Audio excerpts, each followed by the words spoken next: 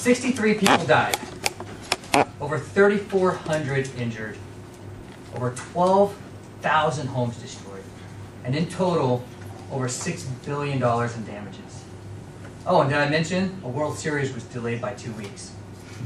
What event am I referring to? Tell me. The 1989 earthquake. So it made me start thinking, what if the next big earthquake is bigger than 1989? And I did a little research. The biggest earthquake since the Richter scale was invented was in 1960. It was a 9.5. Does anyone know how big the 1989 earthquake was? 7.6. It was a 6.9, almost 7. Okay? So I started thinking, what if the next big earthquake is an 8.0? That would be roughly 10 times bigger than 1989.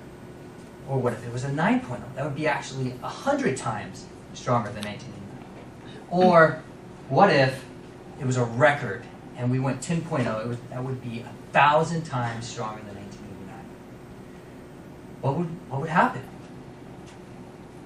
Let's talk about it. Power. In 1989, 1.3 million homes lost power. If we have one that's much stronger, I think that number would be much higher. And instead of just being for a couple of days, it could be for a couple of weeks. Landlines and cell towers, they would be wiped out. We would have no forms of communication, at least for a while. Water supply. Pipes would be broken. The water supply could be tainted. There's a chance that we could go days or weeks without clean, fresh water. Bridges and roads. I'll tell you what's going to happen. Either they're going to be damaged or they will be gridlocked. People trying to escape the Bay Area. Emergency personnel.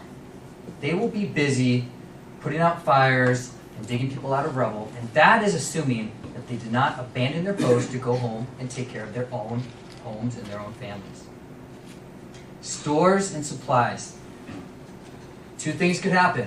One, store owners are going to board up their windows to prevent people from looting, which we've seen in past disasters, or they won't, but quickly the shelves will be empty with no reinforcements coming. So, we cannot control the next earthquake. That's up to Mother Nature. There's nothing we can do about it. Okay? But what we can do is what I'm here to talk to you guys about tonight, is we can be prepared. And tonight, I'm going to teach you guys what I believe is the most important thing that we can do to prepare for the next earthquake. And that is for all of you to go home and sometime in the next few days or a week, I want you to prepare an emergency survival kit. And I'm going to go over the basics of what should be in this kit. The first thing is water. 1 gallon per person per day. Now, it sounds like a lot, actually, a whole gallon. But keep in mind, this has got to be for drinking, possibly cooking, and bathing. There's no access to clean water. Non-perishable food. Battery-powered radio, very important, because without phones, and without the internet and power, how are you going to know what's going on with the emergency efforts? How are you going to know what's going on with emergency aid, that sort of thing? Of course, a flashlight with extra batteries, since there's no power. And a satellite phone. Now, you got to keep in mind that outside of the Bay Area, all your friends and family who live outside of the Bay Area are going to be wondering if you are okay, if you're alive, what happened to your home. Everyone will be, waiting to find out what happened. And like I said, the power and the phones could be down for weeks. And you don't want to be in that position of leaving your friends and family just hanging there for weeks. Of course, a first aid kit, multi-purpose tool, and last, something that people oftentimes don't think about, at least today, is extra cash. Now, remember, no power means no ATM machines, no credit card. So anything that you need for the next couple of weeks, you're going to either have to barter with your supplies or with cash. So,